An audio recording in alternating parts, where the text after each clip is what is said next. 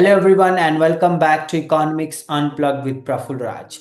We engage in insightful but relatable conversation with economists and professors, exploring the complexities and the dynamics of the Indian economy. Today's topic is a continuation of our discussion on tariffs. In the last episode, I talked about the reciprocal tariff imposed by United States, India's response, and the potential pros and cons for Indian businesses and consumers.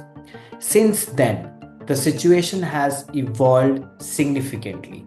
We have seen a 90 days pause, ongoing negotiations, and continued uncertainty in the market. There is still a lot to unpack. So, if you haven't already watched, please I recommend watching episode 14 to catch up. The link is in the description and also on your screen. So today our guest is Dr. Deeparghya Mukherjee, Professor of Economics at Indian Institute of Management, Nagpur. His teaching and research focuses on international trade and investment strategies.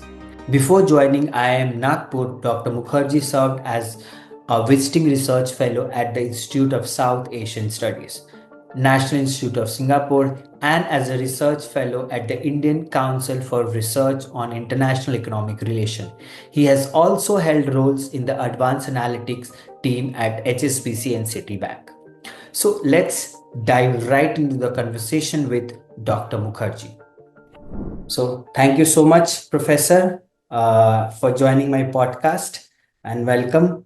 So I'll start with the very first question on that and give a little bit of background about that. So, last month we know that US administration announced a 90 days pause beyond the base 10% tariff on imports from several countries, including India.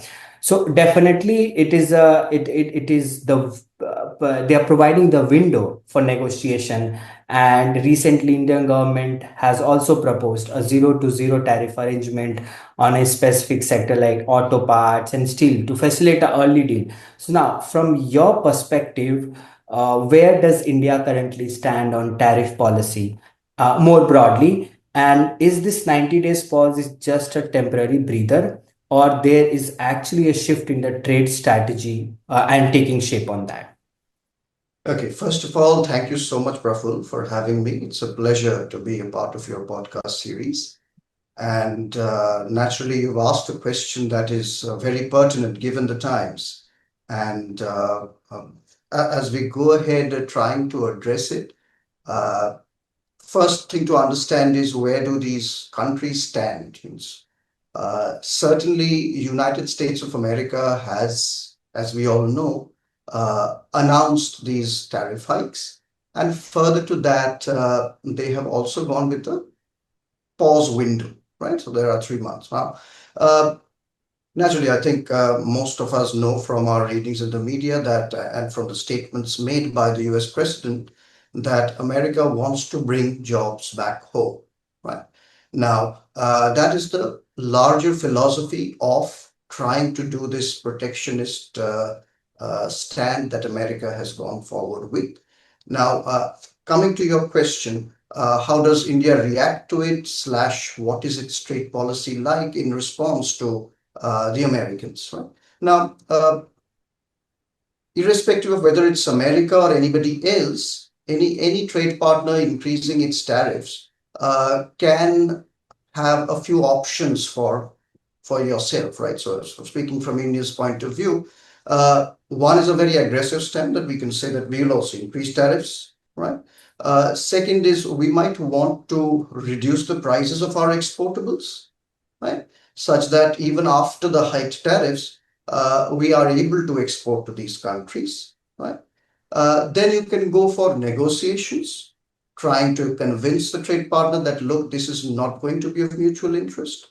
And finally, the fourth option naturally is do nothing, right? Now, this fourth option, naturally, in the present circumstances, we may just keep that outside, right? So, and what is the reason for that? Especially when you're talking about India and the United States of America, we must remember that United States of America is the single largest consumer of the world, right? So when they increase tariffs, it is certainly going to affect every country, as they have done for each and every country almost, right? And India has a trade surplus currently, right, with the United States of America, right? It's one of those few countries, or one of those countries with which India has a trade surplus, and hence, and everybody needs the dollar. When you export, you earn in dollars. So everybody needs the dollar because most countries have to import oil, and if you're importing oil, you have to pay in US dollars, more or less, right? You have the isolated stories of Russia exporting to India and getting paid in rubles, or we are trying to pay in Indian rupees. Those are isolated stories. But globally speaking, most of the crude is denominated in United States dollars, and every country needs the dollars. So we need to export to earn the dollars, right? So now, how could India go about it? Certainly, increasing tariffs against United States of America is not in India's interest at all, right?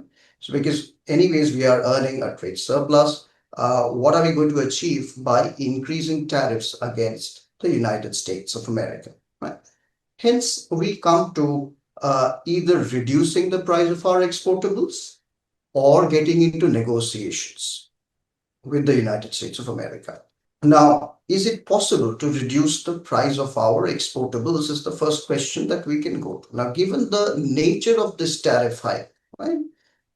So, given the nature of the proposed tariff hike, it's going to increase the price of India's exportables. We are mainly talking about goods exports here.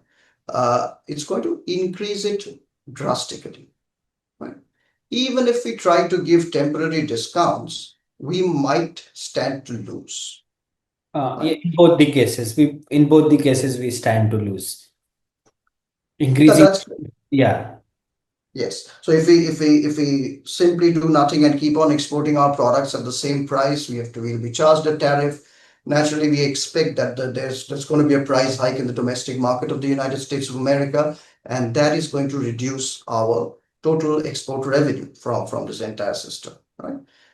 And the second thing you might want to ask is India promoting anything unique to United States of America? yes. Do we have any monopoly position in any of the goods that we export to the United States of America? Right?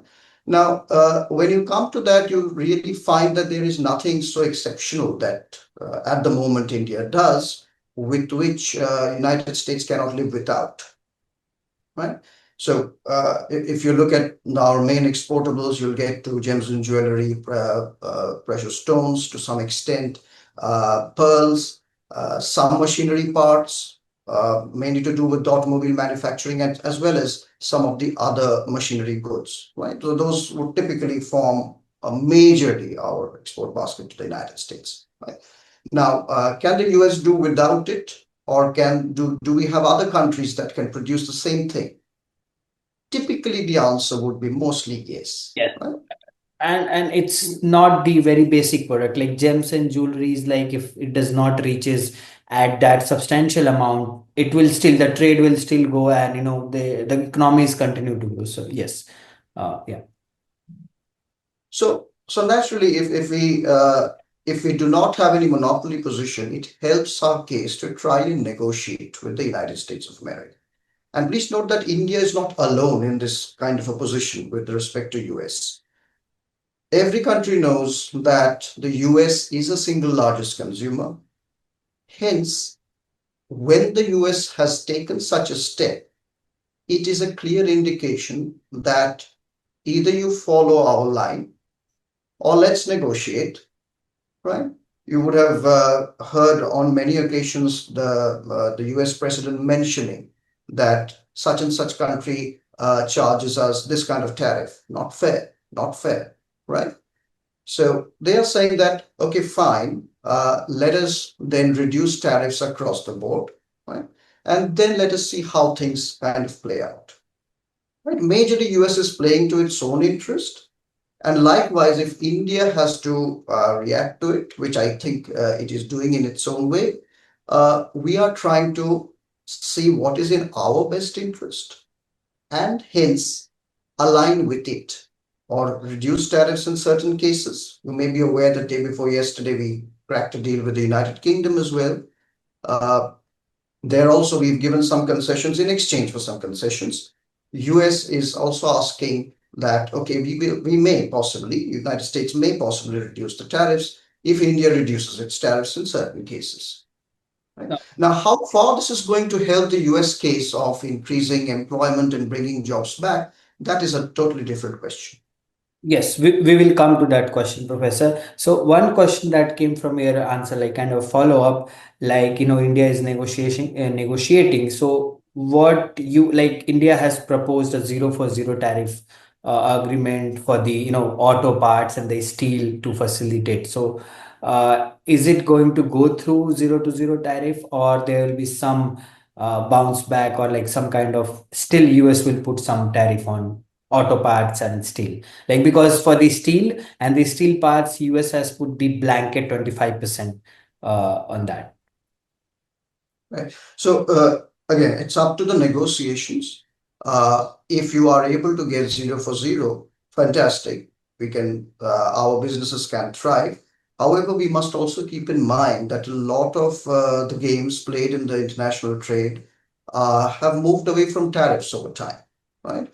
You have things like the SPSs, TBTs, etc., which are classified as non-tariff barriers, which would again come into the picture.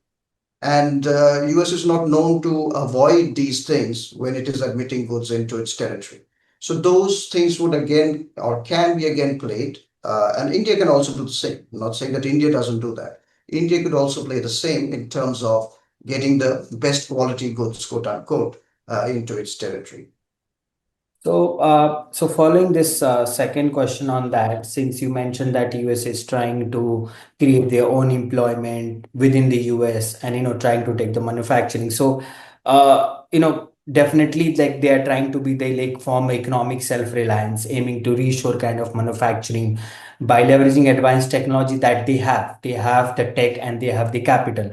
But the question is that we study in economic theory that output is a function of labor, capital, and tech. So could labor be so really optimized? Because in US the labor is not cheap. They can bring so much of capital. They can decrease the price of AI and tech. So is it like they will bring the costs down so much that this reshoring is viable? Or are they just overestimating, in this world where the comparative advantage is still matters a much? So what do you have to say on that?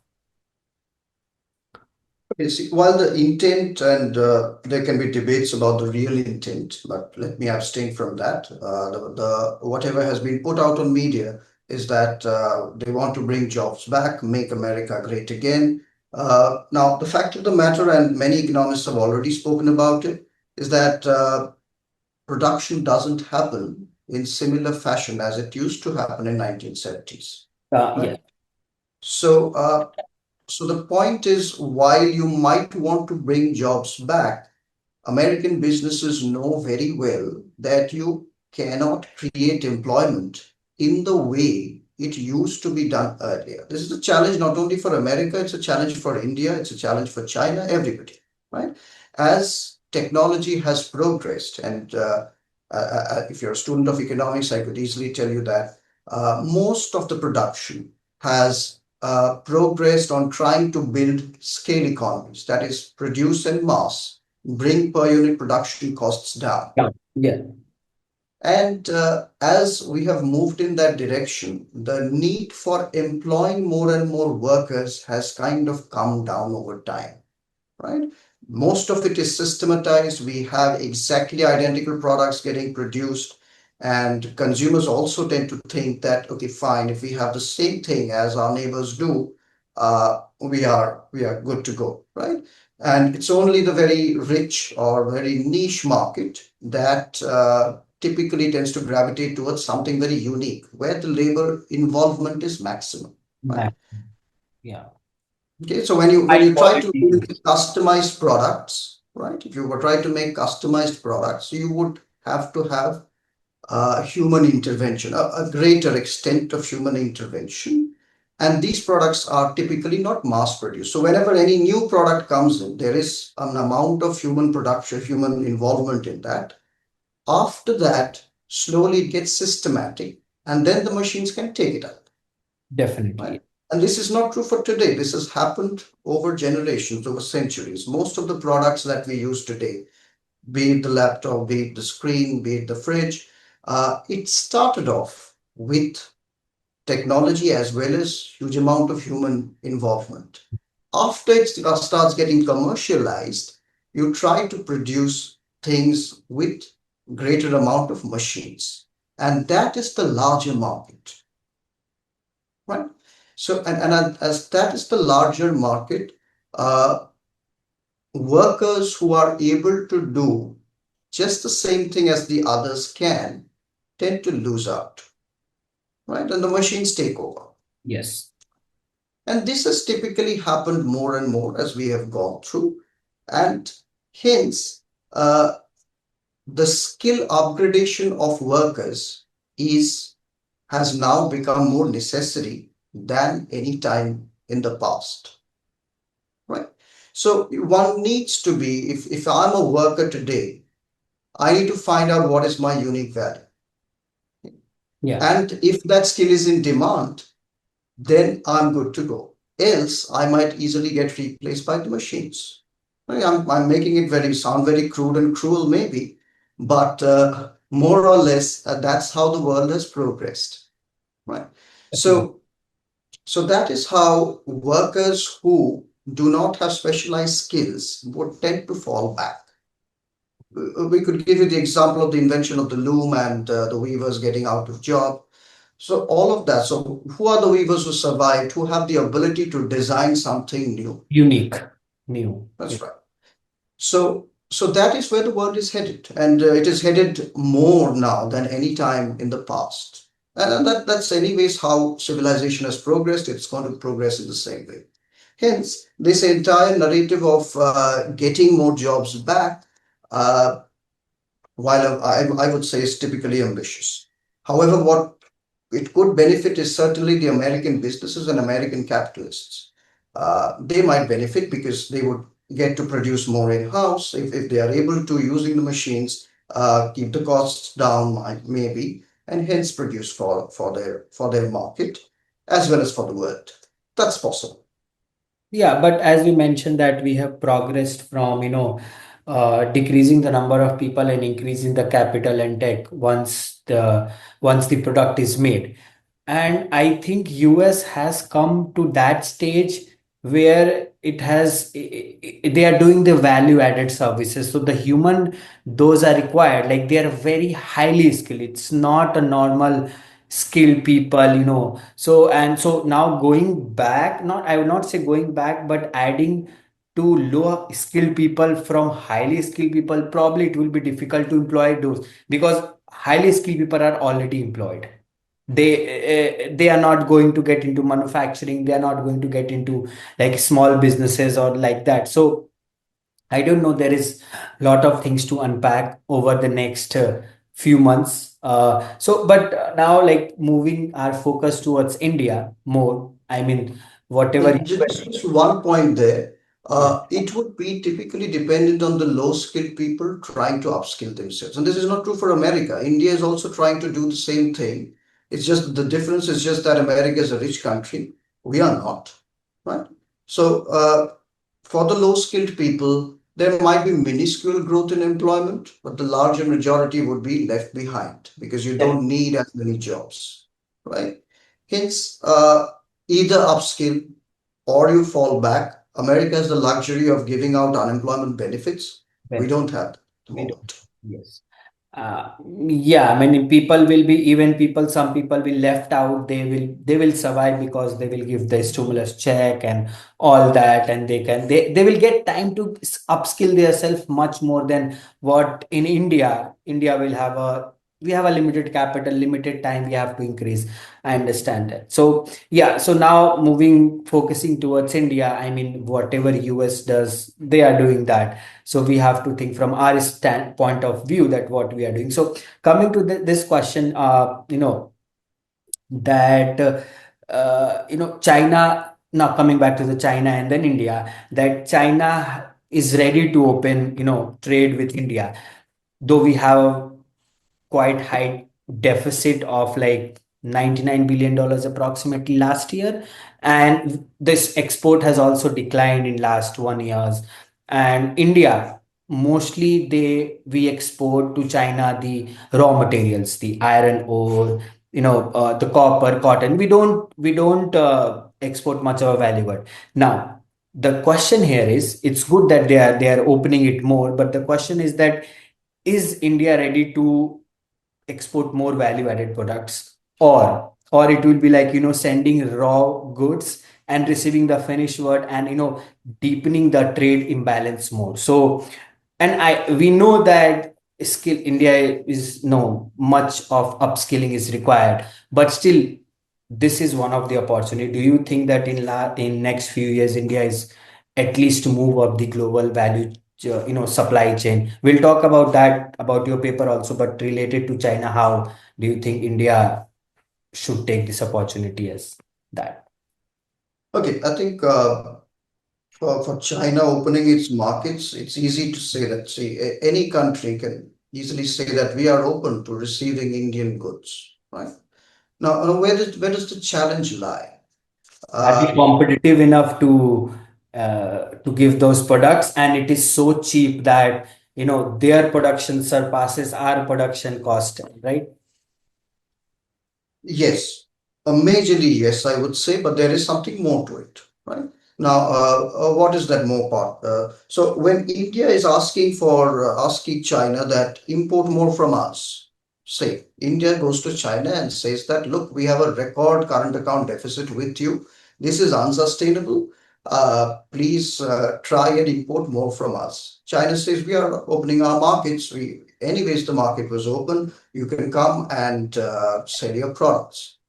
Question is, how do the consumers in China visualize Indian products? Are they comfortable, or do they have the confidence in Indian brands? Right now, that brand identity has to be created. Right now, so if you typically go around in India and ask an Indian guy, would you rather buy an imported product made in USA, made in Europe, vis-a-vis something made in India? Maybe, unfortunately, the answer is going to be where the imported products are better. Yeah, the obvious answer is imported products, definitely.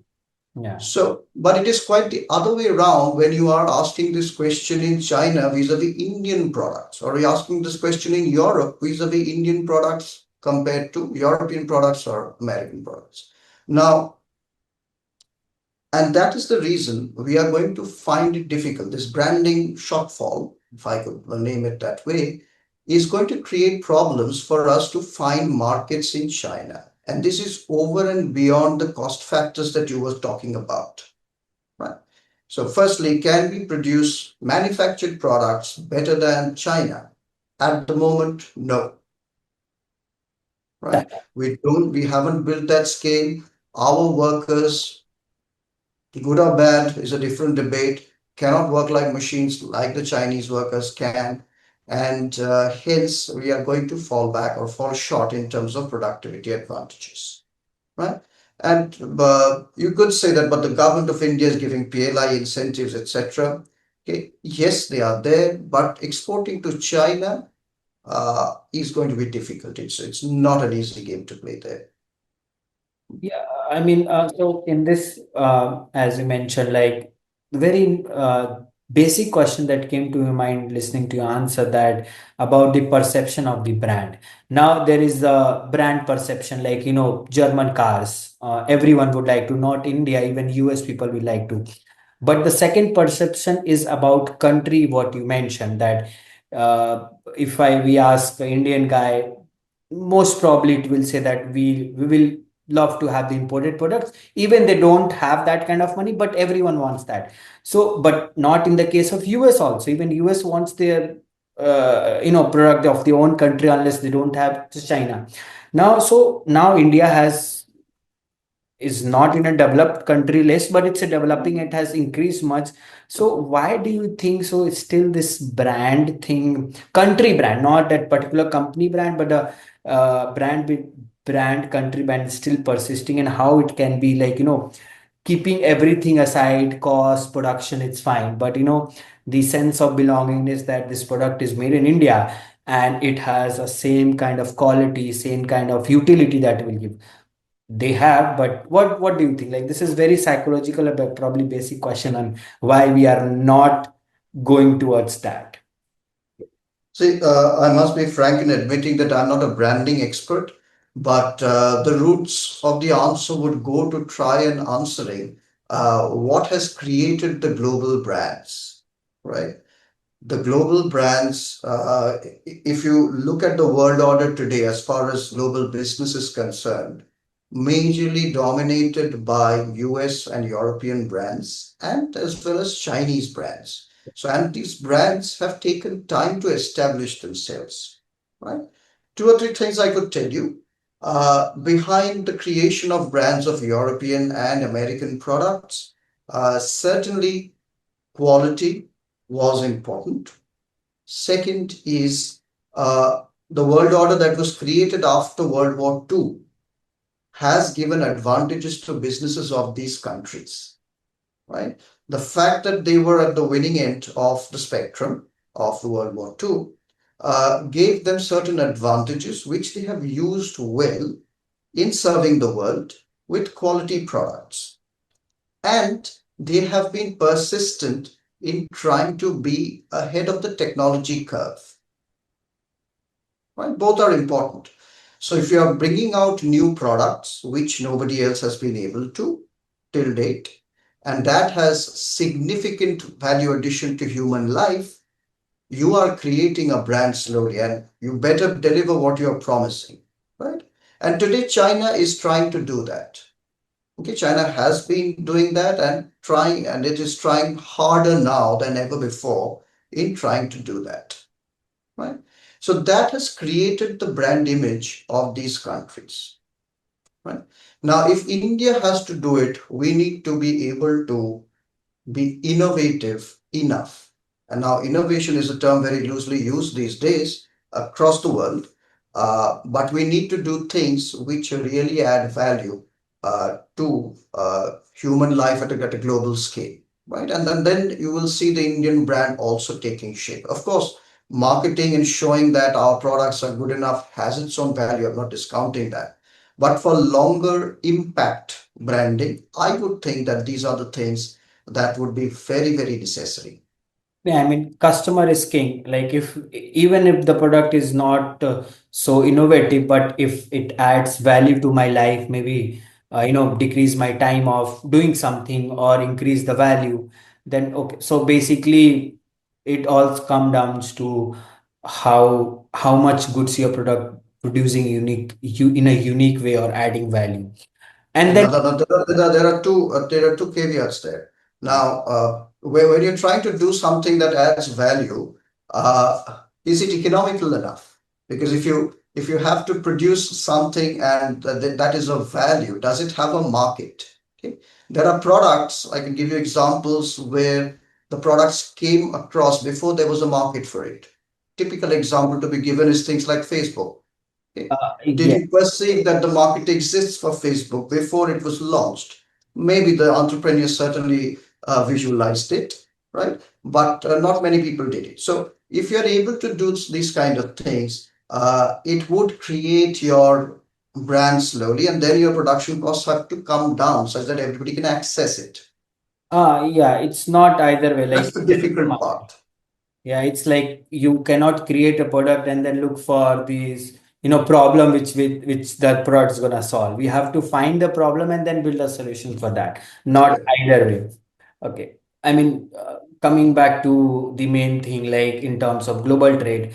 So, so there is a fact that, recently it has been done by a research is done by International Chamber of Commerce that in 2024 alone, over 3,000 trade restrictions were implemented worldwide, which contributed to fragmented trade, global trade overly. And the second research was done by the global WTO that they projected approximately 0.2% decline in the world merchandise value in 2025. So the question is that looking ahead, how do you see global trade rules evolving? Like, are we heading towards a major reset, or will there be some kind of mean reversion to will back to where we were before pre-pandemic over a long period of time? Because at the end of the day, long run matters more than a short term we have uncertainty, which is right now. So what do you think about the world order, where it's going, and maybe in next 5 to 10 years? I mean, it's difficult to predict, but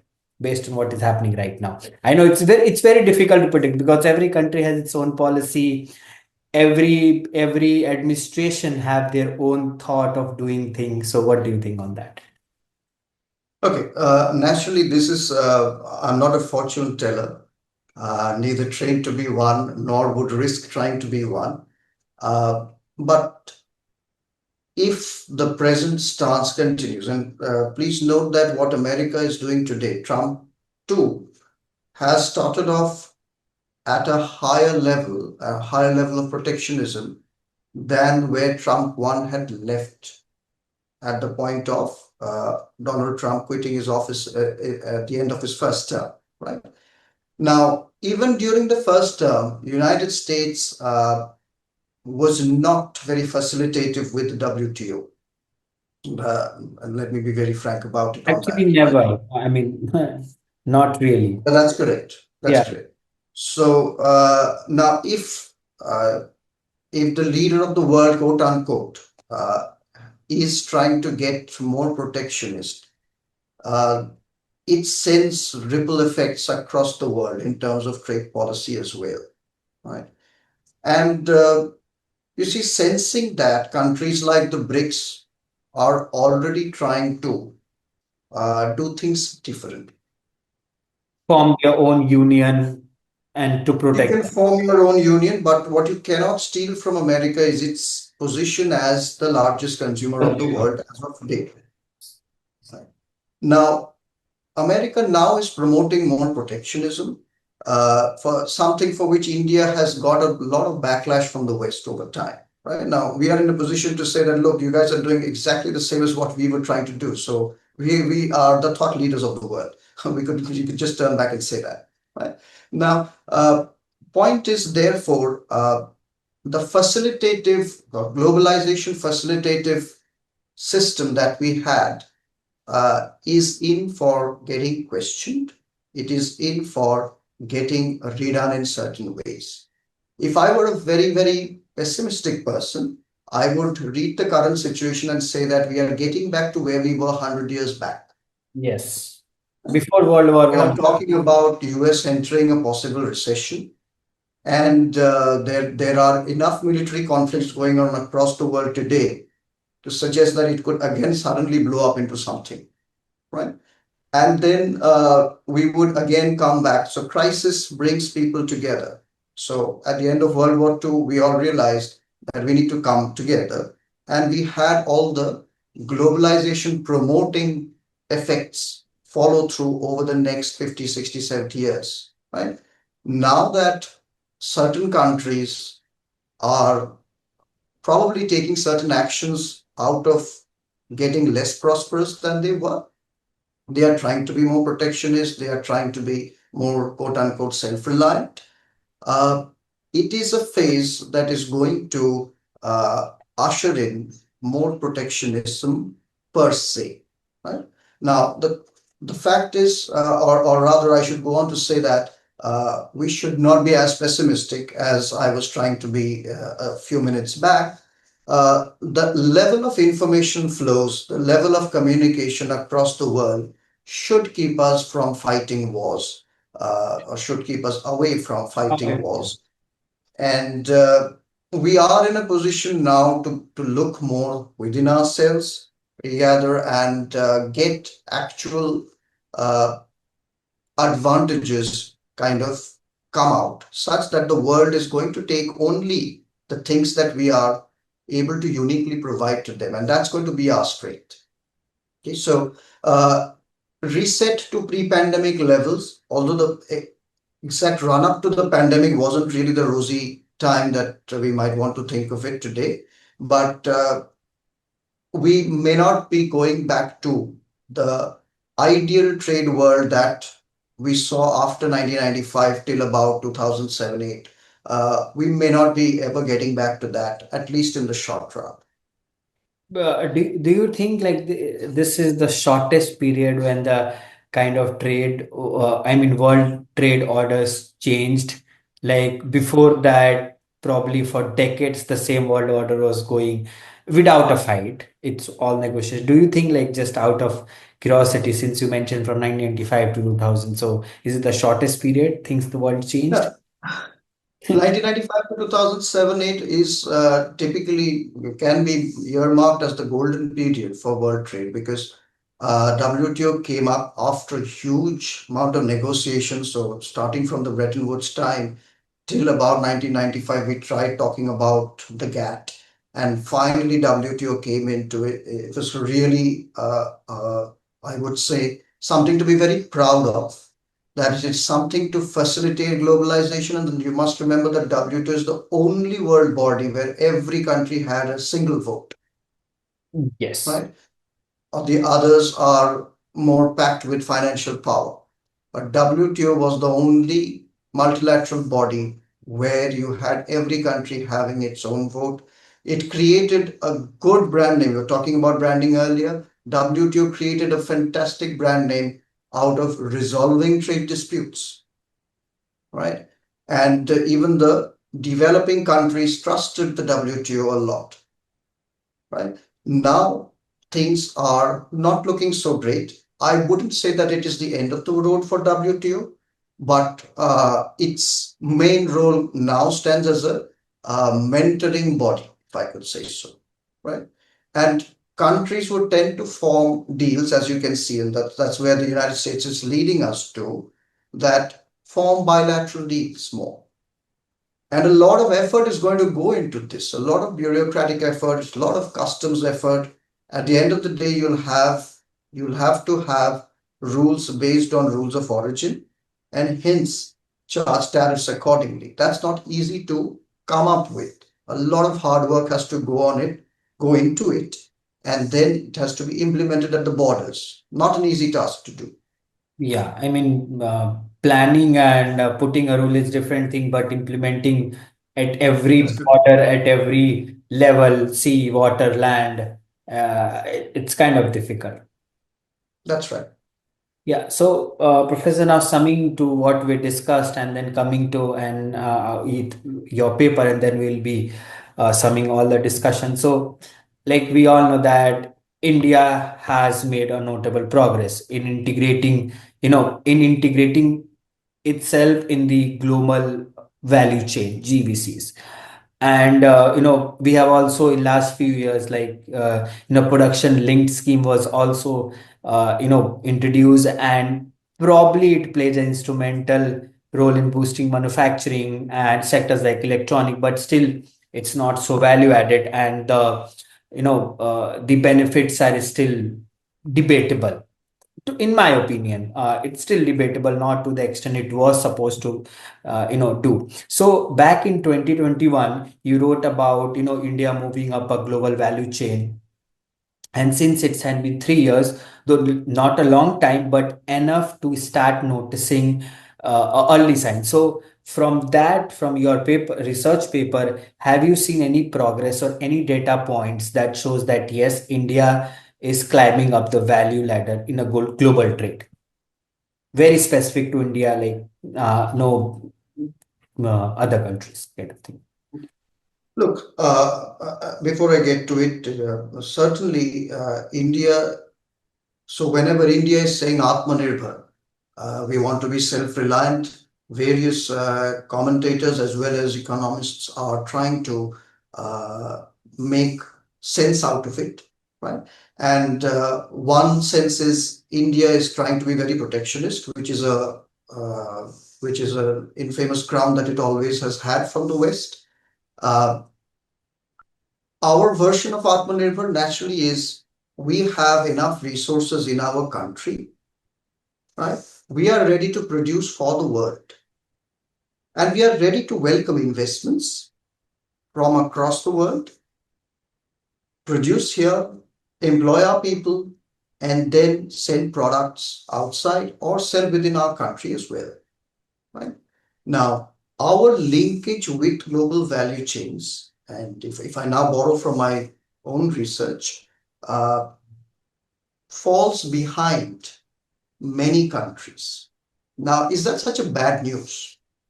Is something that you might want to look at. Typically, we measure global value chain participation as how much of our imports is used for production of our exports, and then finally, it is consumed abroad. Right. Now, if you're a large country, you might be having a lot of resources. You may not need to import as much. But what is different for India is, uh, are we able to produce those inputs for production efficiently enough of global quality? Okay. Typically, the answer has been no. Hence, we have integrated with the value chains, and the results of that analysis is very sector specific. For example, if we are trying to move up the value chain, that is, we are trying to add more value in certain sectors. Typically, whatever I have researched so far, as well as many other researchers, also found that India's story is much more favorable in services, right? Which Because is we our have main cheap success labor, story. cheap human labor. Cheap human labor, productive human labor, we have contributed better into services. Naturally, it is IT, consulting, right? All of those sectors have boomed, and especially after the pandemic, we really find a far greater upsurge in professional and consulting services, managerial and consulting services, right? So that sector has been doing very well in terms of moving up the value chain and adding value to the world, right? However, when you talk about manufacturing products, we haven't really done very well except for a few sectors, right? We have been trying to do that with electronics and computer manufacturing. You have all the great news articles coming out that XYZ company is setting up its shop here. Apple is producing so much of this, etc. And then there are job figures also, especially politicians are very quick to showcase that so much of business has been done, creates employment for such and such people.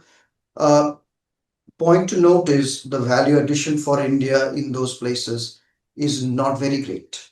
We have made very limited progress. Now one can turn back and say that, well, you cannot build Rome in one day. You have to take baby steps to do that, right? So we need to wait and watch what happens over the next few years on that front as India tries to integrate better. It is forming trade deals with the major consuming nations of the world, right? We are trying to negotiate with the United States of America. We have got to start a trade deal with the United Kingdom. India, EU is also on the cards.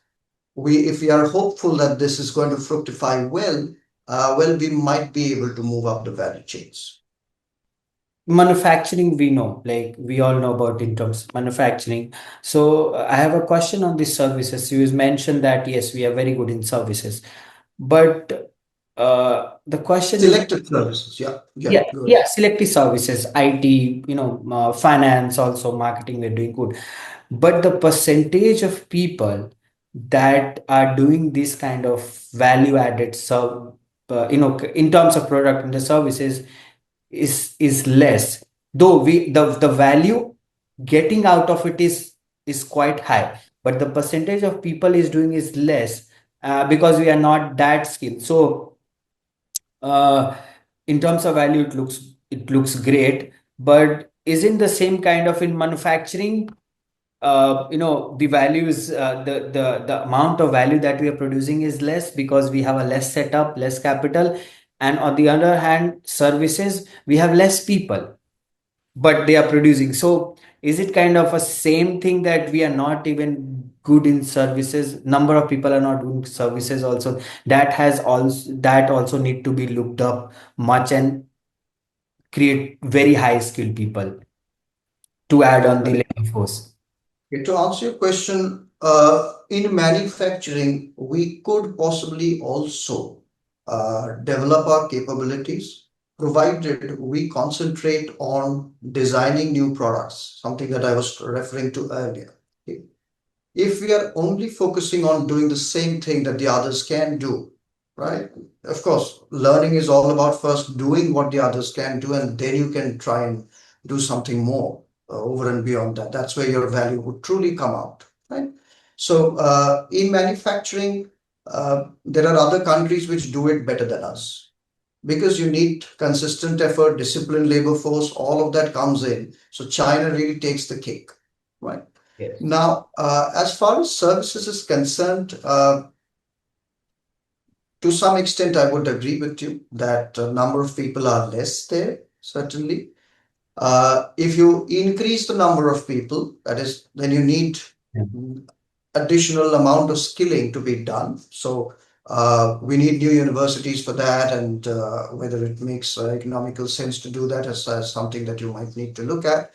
And we need to build the abilities, even in the service sector, as people always try to mechanize things, right? The need for human intervention, especially with the advent of AI, is going to come down. So the rosy past that Indian IT has seen is not going to be there in future. So we need to again think of how you can rescale. So as people famously say that you need to keep rolling all the time. So if you think that okay, we are here and this is good, it is a very good cushion chair. This is where we are going to be, and we are going to reap benefits out of it. That's not going to work. Yeah, we have benefited enough from that kind of services. Now it's time to, spend some amount to again get the benefit in next few decades. Yeah. Try to improve quality of life of people across the world as well as for yourself. So that's bring to end of this today's episode, Professor. Thank you so much. So, like one or two line you would like to summarize, just one and two line for my viewers to say, to know, listen, like what do you think? Just two line, very brief and crisp. What do you think on the this entire thing? See, okay, thank you. Thank you for giving me that opportunity as well. See, Thank you. overall, we might be very pessimistic to think that what is the US doing? It really doesn't help thinking about what others do, right? It is most important that we consolidate. We have belief in ourselves. We produce for ourselves. We tend to help each other out, our own countrymen, such that our own consumer base improves over time, right? We need to really focus on that part, and exports will come as a fallout. If we keep on thinking that what are we exporting, where is our current account balance headed, we are going to get threatened with tariffs across the world, Yeah. right? Now, there is some value in trying to be Atmanirbhar, but we need to be selective. We should not discount what good the others can do to us. And that is why a very well thought out, rationalized tariff policy is important. Our country has tried to impose certain tariffs over time, especially after 2014. Several smaller items have been tariffed, as well as some quote unquote products which are thought to be luxury products, which we can produce, Yes. right? So, are those functioning well? In certain cases, in very few cases, they have functioned well, but majorly it has increased our import bill. So, we need to rationalize our tariff strategy appropriately, review what is the effect of tariff increases, and hence then recalibrate it. If we've seen some time and the industry cannot build the scale advantages to produce things economically enough, then it's better we import those things. We should not deny our consumers. India today is far more open, and we should be open to taking on foreign competition. Yeah. So that is how the world is going to evolve. It is not going to be pessimistic, but there would be certain hiccups down the road. But we should evolve out of it very, very naturally and very well. Yeah. So Let me just put it at that. it's time to introspect our ourselves also probably in terms of trade. Well, As that should be a continuous process, anyways. In business, yeah. you're trying to do that all the time and try to add value to the world at large, as well as for your consumers. So that is going to be it most. So thank you so much, Professor. It was like pleasure for me to host you on my podcast, and I hope my viewers will also like it, and they can ask the question in the comments. Thank you so much, Professor. Thank you for having me, Praful. Thank you. Thank you so much for watching. If you enjoyed the video, don't forget to like, share, and subscribe my channel Economics Unplugged with Praful Raj for more such insightful conversation on Indian economy. Thank you.